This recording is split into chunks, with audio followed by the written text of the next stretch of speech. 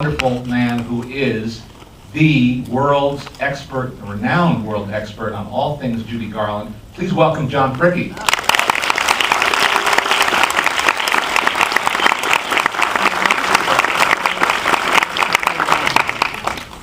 Have you seen an Ivy Technicolor break before? I think the Regency Theater in New York had it about 25 years ago, 30 years ago maybe, when there were maybe 4 of them floating around the world still.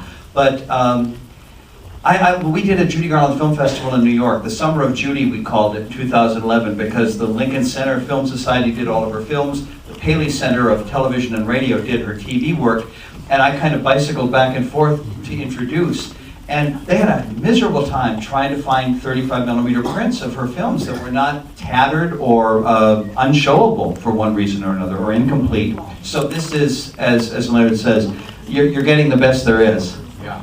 Now, for a film that's so delightful and that seems to just flow so effortlessly, perfectly, it had a rocky history to fruition, did it not? Oh, it's crazy because you look at this. I told Leonard, we were talking about this via email earlier this week, and the ad campaign in 1948 said, "The happiest musical ever made is Irving Berlin's Easter Parade." Great, except that along the way it was recast and the director was fired and the script was tossed out, and they did Irving planned to make the movie with Fox, 20th Century Fox, where he had done other pictures, but they wouldn't, after the war, give him the guarantee he wanted of so many zillions of dollars plus a percentage of profits. Well, plus his name above the title. Yes, Irving Berlin's Easter Parade. Yeah. So he went to Metro, or Arthur Freed went to Irving and said, Irving, and Berlin had wanted to do a picture with Judy Garland,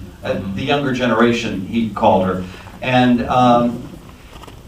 Arthur said, I'll give you what you want for Easter Parade. And he said, no, Metro doesn't give percentages. And Arthur said, figure it out, we'll give you the sum total. And the joke is they paid Irving Berlin $600,000 in 1947 money for 8 new songs and 8 old songs, and then all Irving did was complain about his taxes. Adolph Green, the lyricist, had the great line after listening to Irving complain and complain. He said, Irving, spread out the payments. Take $1 a year for 600,000 years. But then it was supposed to be Judy and Gene Kelly, directed by Vincent Minnelli, scripted by Goodrich and Hackett.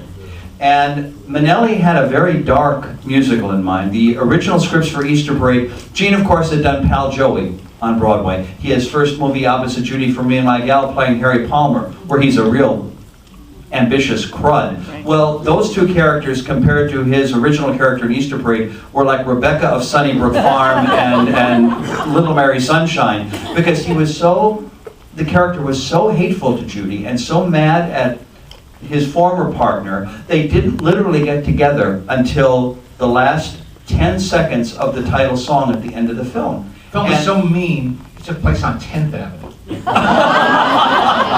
Hey, I live on 8th Avenue, watch it. That was then. Semi-mean, yeah. But, so then Minnelli was dismissed, and the legend, of course, is that Judy's psychiatrist had gone to Arthur Freed and said, Judy shouldn't be working with Minnelli and living with Minnelli.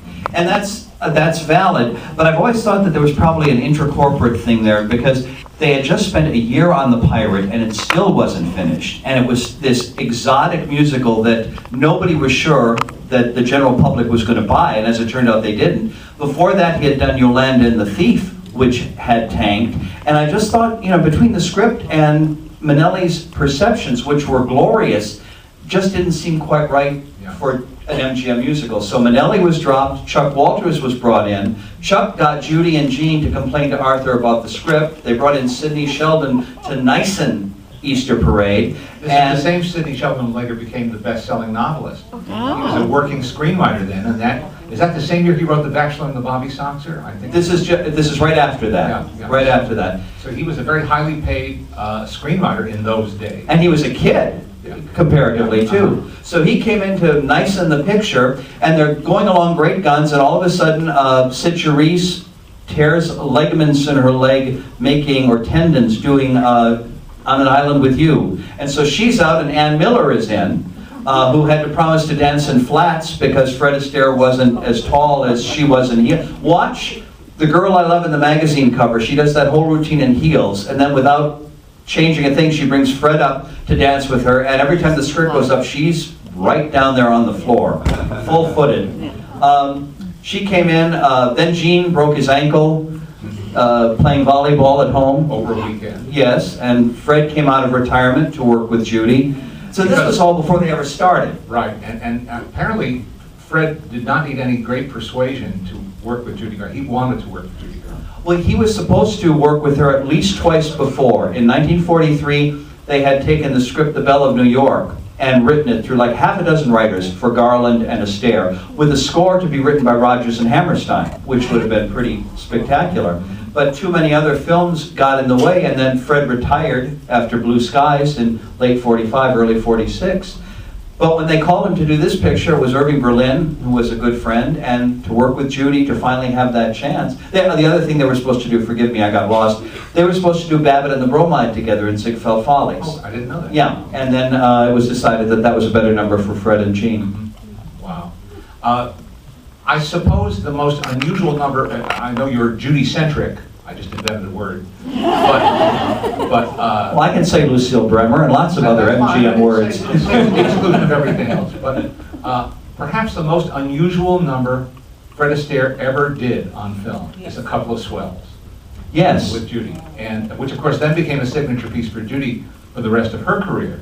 But for Fred, it was, I mean, you know, he was the epitome of elegance. Yeah. And for him to dress up like a tramp, and of course his comic sense, his comic timing were always great. Yes. And somewhat underappreciated, I think. And in this number you see him, you know, just pulling it off flawlessly, and the two of them seem to relate to each other really well. Well, Joe Niemeyer, or Niemeyer, I forget, I don't know how his name was pronounced, he was Fred's stand-in on this picture, and they had worked together before. And he was quoted at the time this came out that he had never seen Fred have this kind of fun on a movie in any of the past incarnations, and he said it was all because of Judy. And Mrs. Astaire was there, Fred's mom, and she said, Fred and I have agreed that Judy is his best partner since his sister Adele, in terms of comedy and musical staging and that kind of stuff, the fun of it all. Wow.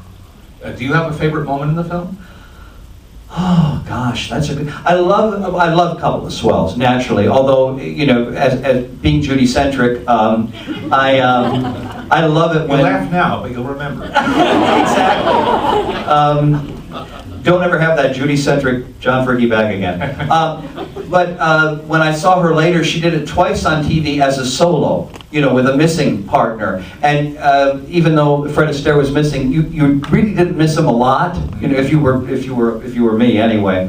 I love the whole vaudeville montage when Fred Astaire finally figures out what's wrong with their act, and it progresses from his apartment to two vaudeville stages and then an audition for the Ziegfeld Follies, because there's a wonderful build in that. And that's the work of Chuck Walters and Robert Alton. Chuck staged the stuff in the apartment, the intimate stuff, and then Robert Alton expanded it to the stage stuff. And they had been choreographer and protege on Broadway, but now Chuck had come into his own as the director of this picture.